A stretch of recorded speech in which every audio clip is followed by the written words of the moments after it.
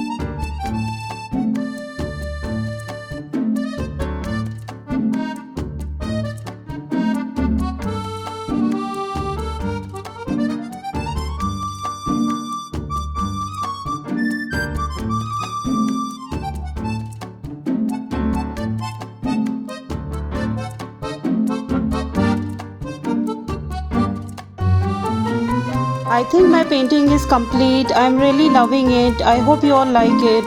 Don't forget to write your comments about the painting in the comment box below. Till then, bye bye.